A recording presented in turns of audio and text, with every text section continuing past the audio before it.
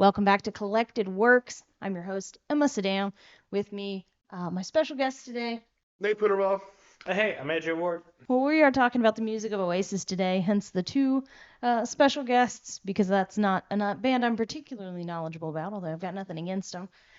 We just listened to this couple songs off the first album. Now, I forgot to ask you guys in the first segment, how did you become a fan of Oasis, Nate? So how did I become a fan of Oasis? I was 10, 11 or so in 95, which is when I really started getting into the idea of radio. Like, before that, you would listen to whatever the parents had on in the car and everything and stuff like that. Like, 95 is about when I started listening to the radio. That also happened to be about the time, like, Wonderwall is all over the radio. Champagne Supernova is all over the radio. Back in the years, all over the radio. So that was like the first band I ever latched onto. And I went back and got their, the first two CDs. I just kept listening to them over the years. So I've always said if I don't discover Oasis in like 95 or 96, I don't end up in radio. Really? Yes. Interesting.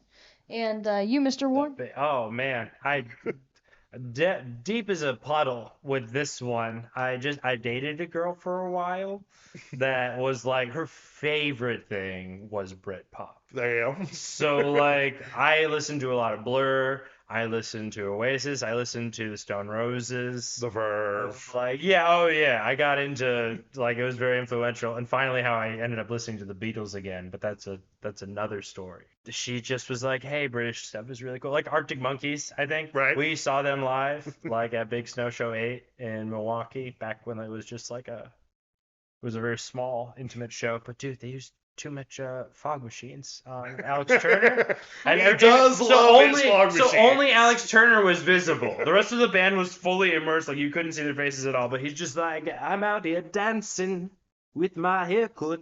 Like, isn't that I thought the vibe of Arctic Monkeys for the first few years was fog machines. Pretty much, yeah. Like Yeah. even in It's their music Alex Turner, video. I want to be a giant rock star, and now that I am, I no longer want to be a rock star.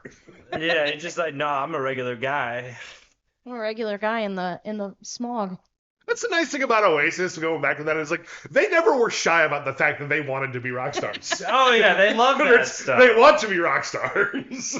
That was Like, just- it is like the refreshing thing about them in the 90s, where so many bands were like, I don't want to be famous, and all this success and everything. Well, why did you start a band? Billy Corgan, Oasis were like, we started a band so we could be like big rock stars. Yeah, they're honest about it. Yeah. You know. Well, why don't we go ahead and get into talking about the second record again? I will let you guys go for it. All right, the sophomore album, What's the Story, Morning Glory, one of the defining records of the 90s. Yep. There are the big three on this record. Like Absolutely. The three most that anybody has ever listened Yes. to them by a country mile. Oh yeah. Especially in the United States. Yeah. Almost basically the objective correct answer to what is the best song on this record is "Don't Look Back in Anger." Yes. It's like we said about definitely maybe it's the one that will it's the one song where even people that absolutely hate Oasis are like, yeah, but that song's good. Yeah, but that song is good. Because like if you hate them for Wonderwall, Because a lot of people hate Wonderwall. You will like them for Don't Look Back in Anger. It's a Noel Gallagher song. You know, initially that's the one I picked because that's absolutely the correct answer. Like, just, I'm gonna give another song. Yeah, but yeah. That's same to me, actually yeah. correct. Yeah. It combines a lot of his like guitar work. He talks about his ego. There is the Imagine riff in the background. There's Liam Gallagher sitting on stuff looking stoned. Yep. Like just in the music because he doesn't have anything to do. If he doesn't have like a tambourine or something, he's just I'm going to sad here. I'm just sad and my haircut. Never mind. But like that's objectively the correct answer. So what are you gonna pick as your favorite? Well, because that's my favorite. I just really dig it. But I'd have to say, hold on, not Wonderwall. Am I gonna have to step in as ref here? Champagne Supernova. Champagne Supernova is a great track. It is one of the big three. That's It is. the song in particular that changed my opinion on Oasis.